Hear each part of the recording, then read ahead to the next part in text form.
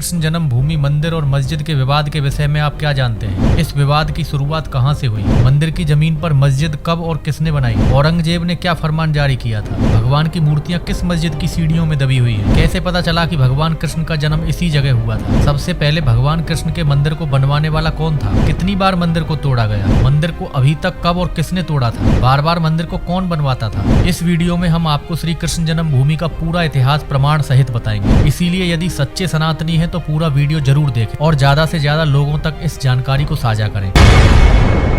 जिस जगह पर आज कृष्ण जन्म स्थान है वह 5000 साल पहले मल्लपुरा क्षेत्र के कटरा केशव देव में राजा कंस का कारागार हुआ करता था। इसी कारागार में रोहिणी नक्षत्र में आधी रात को भगवान कृष्ण ने जन्म लिया था। इतिहासकार डॉक्टर वसुदेव शरण अग्रवाल ने कटरा केशव देव को ही कृष्ण जन्मभूमि माना है। विभिन्न अध्ययनों और साक्ष्यों के आधार पर मथुरा के राजनीतिक संग्रहालय के दूसरे कृष्णदत्त वाजपेयी ने भी स्वीकारा कि कटरा केशव देव ही कृष्ण की असली जन्मभूमि है। कारागार के पास सबसे पहले भगवान कृष्ण के प्रपौत्र वज्रनाभ जी ने अपने कुल देवता की स्मृति में एक मंदिर बनवाया था। दोबारा मंदिर का निर्माण सौराष्ट्र के राज्यकाल में वसु नामक व्यक्ति ने किया। यहाँ से मिले शिलालेखों पर ब्रह्मलिपि में लिखा हुआ है कि यहाँ सौराष्ट्र के राज्यकाल में वसु नामक व्यक्ति ने श्री कृष्ण जन्मभूमि पर एक मंदिर, उसके तोरण द्वार और वेदिका का निर्माण कराया था। इतिहासकारों का मानना है कि सम्राट विक्रमादित्य के शासन काल में फिर से मंदिर 400 ईस्वी में बनवाया गया था। वह भव्य मंदिर था। उस समय मथुरा संस्कृति और कला के बड़े केंद्र के रूप में स्थापित हुआ था। इस दौरान यहाँ हिंदू धर्म के साथ साथ बौद्ध और जैन धर्म का भी विकास हुआ था। खुदाई में मिले संस्कृत के एक शिलालेख से पता चलता है कि 1150 ईस्वी में राजा विजयपाल देव के शासनकाल के दौरान जज नाम के एक व्यक्ति ने श्री कृष्ण जन्मभूमि पर एक नया मंदिर बनवाया था। उसने विशाल और भव्य मंदिर का निर्माण कराया था। इस मंदिर को 16वीं शताब्दी के शुरुआत में सिकंदर लोदी के शासनकाल में नष्ट कर दिया गया। इसके लगभग 125 वर्षों बाद जहांगीर के शासनकाल के दौरान राजा वीर सिंह बुंदेला ने इसी स्थान पर एक बार फिर से मंदिर बनवाया। ओरछा के राजा वीर सिंह बुंदेला ने 1618 में श्री कृष्ण जन्मभूमि को 33 लाख रुपए की लागत से बनवाया था। इस मंदिर के चारों ओर एक ऊंची दीवार का परकोटा मौजूद था। मंदिर के दक्षिण पश्चिम कोने में एक कुआं भी बनवाया गया था। इस कुएं से पानी 60 फीट की ऊंचाई तक ले जाकर मंदिर के प्रांगण में बने फव्वारे को चलाया जाता था। इस स्थान पर उस कुएं और बुर्ज के अवशेष अभी तक मौजूद हैं। यहाँ प्राप्त अवशेषों से पता चलता है कि इस मंदिर की भव्यता से चिढ़कर औरंगजेब ने सन 1670 में इस मंदिर को तोड़वा दिया और इसके एक भाग पर ईदगाह का निर्माण करा दिया। औरंगजेब ने एक फरमान जारी किया जिसमें स्पष्ट रूप से लिखा था कि मथुरा और काशी के मंदिरों को तोड़ दिया जाए और मथुरा के मंदिर की मूर्तियों को ले जाकर आगरा जहन आलम मस्जिद, वर्तमान में जामा मस्जिद की सीढ़ियों में लगवा दिया जाए, जिससे कि जब औरंगजेब नमाज पढ़ने जाए तो मूर्तियों को कुचलते हुए जाए। औरंगजेब द्वारा दिया गया यह फरमान वर्तमान समय में बीकानेर की म्यूजियम में रखा हुआ है। औरंगजेब के द्वारा मंदिर तोड़ने के 100 साल बाद मराठाओं ने मुसलमानों को खदेड़ खदेड़ कर भगाया था। मराठाओं की जीत हुई, मस्जिद को तोड़ दिया गया। मथुरा और आगरा की जमीन और संपत्ति मराठाओं ने अपने अधीन कर ली। 1815 में बनारस के राजा पटनीमल ने ब्रिटिश सरकार से 13.37 एकड़ जमीन खरीद ली, जो कटरा केशव देव के नाम से विख्यात है। उसके पश्चात हिंदू और मुसलमानों के बीच जितने भी विवाद हुए, हिंदुओं की जीत हुई। देश की सभी अदालतों ने कहा कि राजा पटनीमल द्वारा खरीदी गई 13.37 एकड़ जमीन पर किसी का कोई हक नहीं है, सिर्फ हिंदुओं का हक है। 8 फरवरी 1944 को राजा पटनीमल के पौत्र ने यह जमीन 13,400 रुपए में पंडित मदन मोहन मालवीय जी को बेच दी गई, जिससे कि मथुरा में भव्य मंदिर का निर्माण हो सके। जब पंडित मदन मोहन मालवीय जी का असामयिक निधन हो गया तो उसके बाद पंडित मदन मोहन मालवीय जी के सपने को पूरा करने के लिए सेठ जुगल किशोर बिड़ला जी ने 21 फरवरी 1951 को श्री कृष्ण जन्मभूमि ट्रस्ट का गठन किया। उसके बाद 12 अक्टूबर 1962 को एक मुकदमा दायर होता है। मुकदमा दायर करने वाला था श्री कृष्ण जन्म स्थान सेवा संघ। मुकदमा ईदगाह मस्जिद के खिलाफ दायर किया गया था, जिसमें कहा गया कि मुस्लिम लोग मंदिर की जमीन पर अतिक्रमण कर रहे हैं, इनको रोका जाए। 12 अक्टूबर 1968 को इस मुकदमे में समझौता हो गया। समझौते में श्री कृष्ण जन्म सेवा संघ ने कहा कि जहां तक मुस्लिमों ने अतिक्रमण कर लिया है वहां तक हमको कोई आपत्ति नहीं है। यह सहमति श्री कृष्ण जन्म सेवा संघ ने दी थी, न कि श्री कृष्ण जन्मभूमि ट्रस्ट ने, जो कि सेठ जुगल किशोर बिड़ला जी द्वारा बनाया गया था। हिंदू समाज के साथ जो षड्यंत्र हुआ वो यही, एक फर्जी सोसाइटी बनाकर इस षड्यंत्र को अंजाम दिया गया। लोगों के बीच इस षड्यंत्र के तहत अफवाह फैला दी गई कि श्री कृष्ण जन्मभूमि का जो विवाद था उसका हल हो चुका है, जबकि प्रॉपर्टी पे सेवा संघ का कोई अधिकार ही नहीं था। 20 जुलाई 1973 को मथुरा सिविल कोर्ट ने जजमेंट पास कर दिया और इस फर्जी समझौते को मान्य कर दिया गया, जबकि सुप्रीम कोर्ट के अनुसार अगर कोई समझौता षड्यंत्र के तहत किया जाता है तो उसको कभी भी कोर्ट में चैलेंज कर सकते हैं। श्री कृष्ण जन्मभूमि भूमि ट्रस्ट के पास प्रॉपर्टी खरीदने के कागजात मौजूद हैं, जहां मंदिर है और था लोगों की आस्था से जुड़े दस्तावेज हैं। मराठाओं के जंग में जीतने के बाद हासिल की हुई संपत्ति के कागजात हैं। राजा पट्नीमल ने खरीदा था, उसके भी कागजात मौजूद हैं। औरंगजेब के मंदिर तोड़ने का फरमान भी मौजूद है, परंतु विवाद का मुख्य कारण फर्जी सोसाइटी के द्वारा गलत तरीके से 12 अक्टूबर 1968 को समझौता किया गया, जिसमें कि मुस्लिमों द्वारा अतिक्रमण की गई मंदिर की जमीन को मान्य कर दिया गया। वर्तमान में इसी को ध्यान में रखते हुए भगवान की तरफ से मथुरा की कोर्ट में दावा किया गया है। हिंदू लॉ के अनुसार राम जन्म भूमि के पैरा नंबर 116 में सुप्रीम कोर्ट के 5 जजों की पीठ ने यह कहा था कि यदि कोई व्यक्ति मंदिर बनाता है या फिर मंदिर बनाने का संकल्प लेता है तो निर्माणाधीन मंदिर के लिए जो दान आएगा, जिससे कि वह मंदिर बनकर तैयार होगा, भविष्य में कोई आक्रांता उस मंदिर को क्षति पहुंचाता है तो मंदिर बनाने वाले का जो संकल्प था, जिस संकल्प को पूरा करते हुए वह मंदिर बनाया गया था, वह संकल्प अमर रहेगा। यह बात सुप्रीम कोर्ट के 5 जजों की पीठ ने राम जन्म भूमि के केस में पैरा नंबर 116 में कही है। इस बात को भी ध्यान में रखते हुए राजा पट्नीमल ने एवं पंडित मदन मोहन मालवीय जी ने भगवान श्री कृष्ण जन्म भूमि के भव्य मंदिर के निर्माण के लिए जो संकल्प लिया था, वह संकल्प भी अमर है। इसलिए सुप्रीम कोर्ट के अनुसार भी भगवान की प्रॉपर्टी से कोई भी फर्जी संघ सोसाइटी 1 इंच का भी समझौता नहीं कर सकती। जबकि सेठ जुगल किशोर बिड़ला जी द्वारा बनाया गया श्री कृष्ण जन्म भूमि ट्रस्ट, जो कि श्री कृष्ण जन्म भूमि की प्रॉपर्टी का हकदार है, वह भी भगवान की प्रॉपर्टी से कोई समझौता नहीं कर सकता। फिर एक फर्जी सोसाइटी तो बिल्कुल भी नहीं, जिसका कि श्री कृष्ण जन्म भूमि से दूर दूर तक कोई संबंध नहीं था। इन सब तथ्यों से यह स्पष्ट होता है कि जो भी समझौता श्री कृष्ण जन्म भूमि को लेकर किया गया, वह एक षड्यंत्र के तहत गलत था। सुप्रीम कोर्ट के अनुसार 100 साल बाद भी यदि कोई व्यक्ति, ट्रस्ट या सोसाइटी भगवान की प्रॉपर्टी के खिलाफ कोई गलत समझौता करती है तो उसको कोर्ट में चैलेंज किया जा सकता है। मुस्लिमों के द्वारा भी कई बार मुकदमे दायर किए जा चुके हैं, परंतु हर बार उनको मुंह की खानी पड़ी। 9 मार्च 1921 में मुस्लिमों की तरफ से एक केस दायर किया गया, जिसमें कि इसी मुद्दे को आधार बनाया गया था, परंतु 16 मार्च 1923 को इस केस को मथुरा कोर्ट ने खारिज करते हुए कहा कि जमीन पर हिंदुओं का हक है। 1928 में राजा पट्नीमल की तरफ से एक केस दायर किया गया था, जिसमें कहा गया कि मुस्लिम हमारी जमीन पर अतिक्रमण कर रहे हैं, उनको रोका जाए। उसमें भी हिंदुओं को जीत मिली। मुस्लिमों ने हाई कोर्ट में याचिका दायर की। 21 फरवरी 1935 में हाई कोर्ट से भी हिंदुओं के पक्ष में फैसला आ चुका है। 23 सितंबर 1997 को हाई कोर्ट के निर्णय के अनुसार कहा गया कि श्री कृष्ण जन्म भूमि ट्रस्ट अलग है और श्री कृष्ण जन्म सेवा संघ अलग है, जिससे कि सिद्ध होता है कि ट्रस्ट और सोसाइटी दोनों अलग अलग थे। इसलिए जो मुस्लिम धर्मगुरु, मुल्ले, मौलवी टीवी चैनलों पर प्लेस ऑफ वर्शिप एक्ट 1991 की दुहाई दे रहे हैं, वह पहले प्लेसेस ऑफ वर्शिप एक्ट ध्यान से पढ़ें। प्लेस ऑफ वर्शिप एक्ट 1991 में लागू किया गया। प्लेस ऑफ वर्शिप एक्ट कहता है कि 15 अगस्त 1947 से पहले अस्तित्व में आए किसी भी धार्मिक पूजा स्थल को किसी दूसरे धर्म के पूजा स्थल में नहीं बदला जा सकता। यदि कोई इस एक्ट का उल्लंघन करने का प्रयास करता है तो उसे जुर्माना और 3 साल तक की जेल भी हो सकती है। यह कानून उस समय के तत्कालीन कांग्रेसी प्रधानमंत्री पीवी नरसिंह राव की सरकार 1991 में लेकर आई थी। श्री कृष्ण जन्म भूमि विवाद में यह एक्ट लागू नहीं होता, क्योंकि 15 अगस्त 1947 को तो मथुरा में मंदिर था। मथुरा जन्म भूमि का विवाद श्री कृष्ण जन्म सेवा संघ द्वारा 1968 में जो षड्यंत्र के तहत समझौता किया गया, वहां से शुरू हुआ है। उससे पहले वहां मंदिर था, ना कि मस्जिद। 1945 में इलाहाबाद हाई कोर्ट में मुसलमानों के द्वारा एक रिट दाखिल की गई। इसका फैसला 1953 में आया, जिसको हम पहले बता चुके हैं, जिससे मुस्लिमों की हार हुई। इसके बाद ही यहाँ मंदिर का निर्माण कार्य शुरू हो सका। यहाँ गर्भगृह और भव्य भागवत भवन के पुनरुद्धार और निर्माण का कार्य आरंभ हुआ, जो फरवरी 1982 में पूरा हुआ, जो वर्तमान में यथास्थिति में मौजूद है।